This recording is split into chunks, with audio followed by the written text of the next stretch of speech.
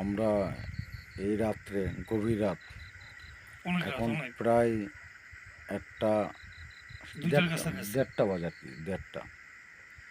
এই রাত্রে আমরা গাঙ্গের পাড়ে বসে আছি, আসলে নিরিবিলি মনে শান্তি নাই। ভালো লাগে নিরিবিলি না। আর কি, স্তব্ধ, কি বলে আর কি, অন্ধকার। আসলে বাপ হারানোর যন্ত্রণা আমি বুঝতেছি এখন যে কতটা একটা যন্ত্রণার মধ্যে রেখে গেছে আমার বাবা। আপন বলতে আর কেউই রইল না। আমার কষ্টের দিনে কষ্টের মধ্যে রেখে গেল। এখন আমি বুঝতেছি যে আমার সামনে আরও কষ্ট বাড়লো, বাপ চলে যাওয়াতে আমার কষ্টটা বাড়লো। তো এই বাপ হারানোর যন্ত্রণাটা আমি বুঝতেছি যে আমার কতটা খারাপ লাগতেছে যে আমার বাপ হারাইছি।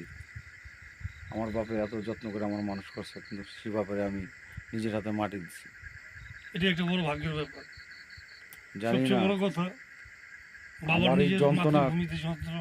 আমার এই যন্ত্রণা কতদিন পোহাই দেবো আমি জানি না, কিন্তু আপনারা সবাই দোয়া করবেন আমার জন্য, আমার বাবার জন্য।